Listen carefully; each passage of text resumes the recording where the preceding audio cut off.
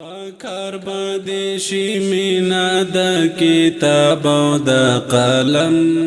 بسم الله الرحمن الرحيم.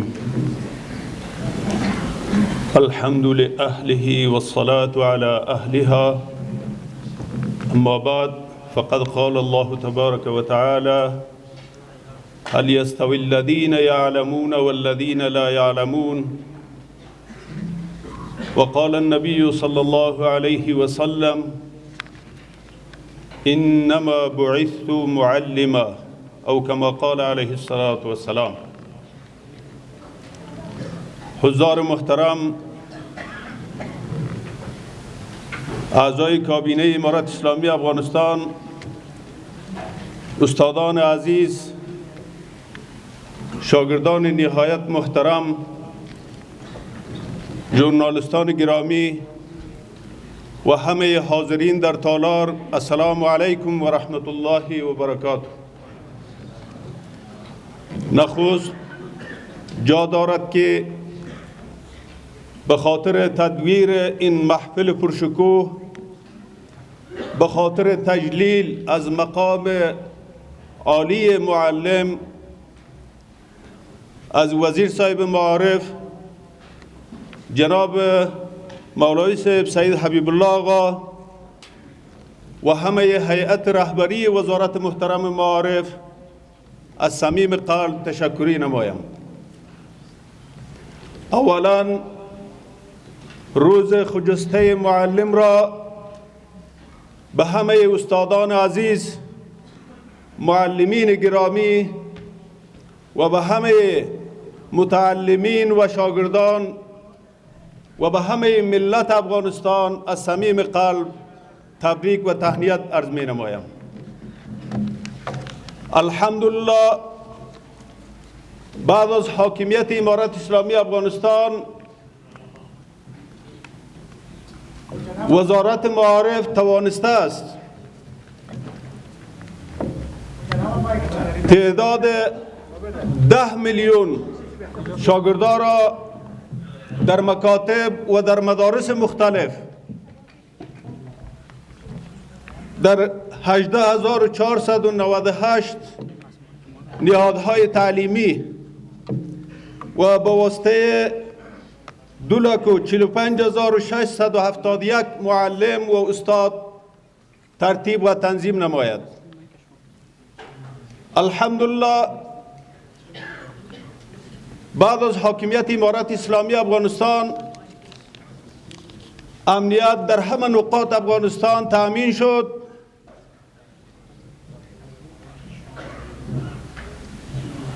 تقویت معارف هم از نگاه کمیت و هم از نگاه کیفیت از جمله اولویت های امارت اسلامی افغانستان بوده و می باشد.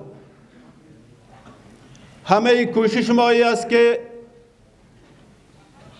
تخمینا بعض ساحات افغانستان که در طول سالها در اونجا از معارف محروم بودند یا هیچ نوع مکاتب و مدارس در اونجا وجود نداشت، امارت اسلامی افغانستان سعی و تلاش می نماید که در همه نقاط افغانستان باید مکاتب و مدارس فعال شود. همه فرزندان افغانستان از نور تعلیم برخوردار شوند. امارت اسلامی افغانستان هم از نگاه تشکیلاتی و هم از نگاه بودجه الحمدلله وزارت محترم معارف، ریاست تعلیمات تکنیکی و مسلکی و وزارت محترم تحصیلات عالی را به حد توان همیشه در اولویت های خود قرار داده است. مخصوصا وزارت معارف مکتب و مدرسه بعد از تربیت فامیلی اولین مهدی است که در اینجا شاگردان تعلیم و تربیه می شوند. اگر ما شاگردای خود را در مرحله ابتدایی به صورت صحیح و منظم تعلیم و تربیت داده نتوانیم، باز در مرحله پوانتون این خواب و خیال است که در اونجا ما بگوییم که را ما کیفیت از این را یا معیار تعلیم و تربیه از این را بالا میبریم. چون که مرحله ابتدایی و متوسطه و لیسه این سنگ بنیاد و اساس را برای یک انسان دارد. خشت اول گر نهد معمار راست، تا ثریا می رود دیوار راست. خشت اول گر نهد معمار کج، تا ثریا می رود دیوار کج. از این خاطر تماما سعی و تلاش ما است که باید تعلیم و تربیه مخصوصا مرحله ابتدایی و متوسطه و لیسه هم از نگاه کوریکولم نصاب تعلیمی و هم از نگاه کیفیت تعلیمی و تربیتی باید تقویت شود. خواهش ما از استادان عزیز، از معلمین گرامی است که معلمی را تنها وظیفه نشناسند بلکه یک مسئولیت بزرگ بشناسند. ملت افغانستان فرزندان خود را اولا به دست شما معلمین گرامی سپرده است، به شما اعتماد کرده است. شما مسئولیت دارین که اساس سنگ بنیاد افغانستان را هم از نگاه تربیت و هم از نگاه تعلیم باید با روحیه اسلامی و با روحیه منافع ملی افغانستان تربیت نمایید. این مسئولیت بزرگ به شما محول شده است. این امانت بزرگ به شما اعتماد شده است. شما معلمین گرامی، شما استادان عزیز در این راستا تماما سعی و تلاش خود انجام بدهید. او معاشی که بر شما در نظر گرفته شده است او مطابق شأن و مطابق منزلت شما نیست. یقینا امارت اسلامی افغانستان چقدر معاش که بر شما تعیین بکند باز هم به اندازه 1 دقیقه خدمت شما نمی ارزد. شأن و منزلت شما بسیار عالی است، اما او چیزی که تعیین شده است با اساس امو امکانات دست داشته ما و شماست. شما آگاهی دارین که قبلا 70% معاشات و مصارفات حکومت از طرف خارجی ها تمویل می شد. بعد از حاکمیت امارت اسلامی افغانستان ما با داشتن بیشتر از 1 میلیون معلم و استاد و مامور و پلیس و ترافیک و دکتر و غیره، همه معاشات از اینها از بودجه داخلی خود ما و شما، از سرمایه داخلی خود ما و شما تمویل می شود. ما معاشات نظر به امکانات دست داشته خود ترتیب و تنظیم کردیم. اگر ما چقدر امکاناتی که به دست داشته باشیم انشاءالله اولین کسانی که در معاشات اونها زیادت صورت میگیره معلمین گرامی خواهد بود.